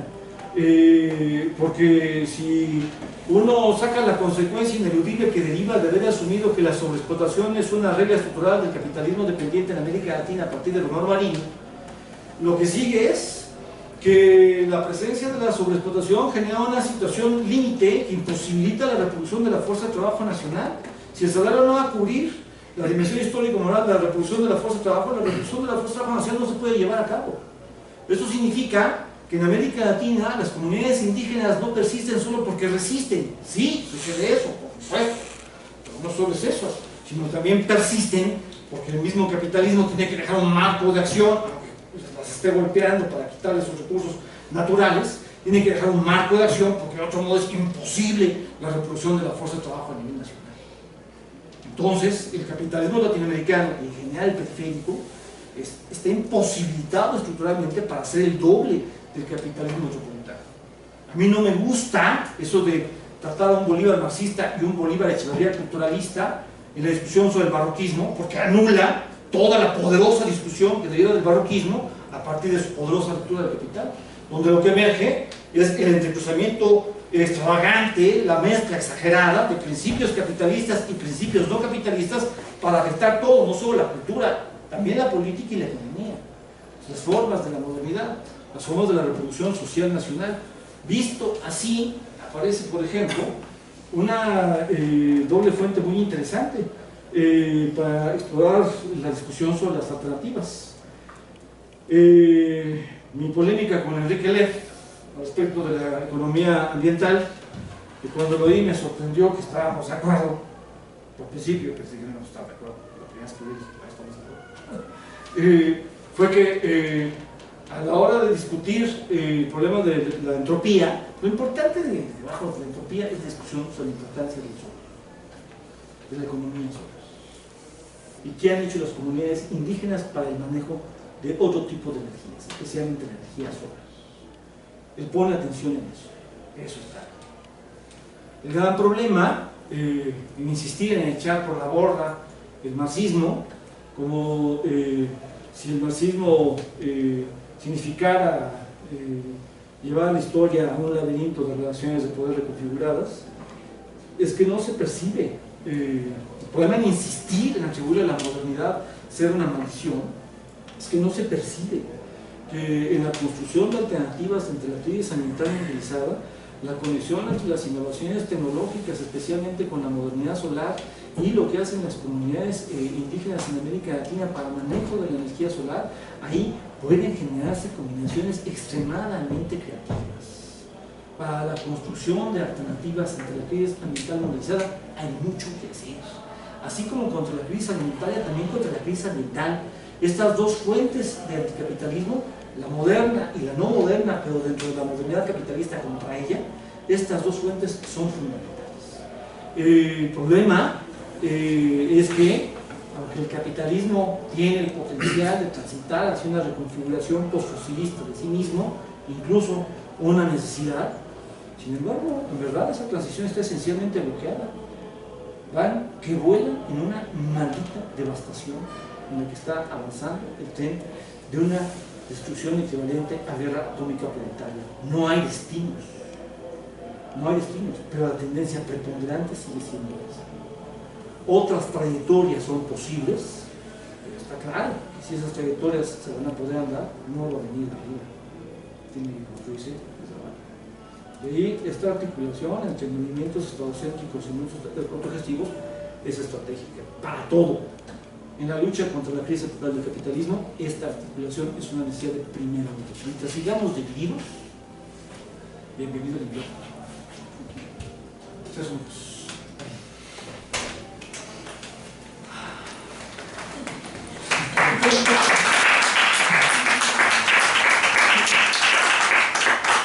no hay ninguna otra pregunta, intervención que se quiera hacer. Agradecemos a Luis Arismendi por esta generosa y brillante plática que ha sostenido con nosotros, bastante ilustrativa. Esta invitación es obviamente a que lean el libro, a que lean su libro, muy importante. También que lean el libro de Armando. Ustedes los comparen, los estudien, los asimilen. Y nos seguimos viendo en las próximas mesas que va a haber dentro de este importante ciclo, que en realidad no solo es interesante, no solo es algo muy provechoso de cómo pasar el tiempo, sino realmente es muy necesario. Es muy necesario pensar, sentarse a pensar y a reflexionar qué pasa con el capitalismo contemporáneo. Entonces, la próxima... Mañana Jorge Veraza en el Instituto de Investigaciones Económicas, a las 11 de la mañana, da una conferencia sobre medidas geopolíticas de capital y el desarrollo histórico del capitalismo en los siglos XIX, XX y XXI. Otra interpretación muy interesante a partir de una propuesta también muy original de Jorge Veraza para pensar el desarrollo capitalista con base en su concepto de medida geopolítica.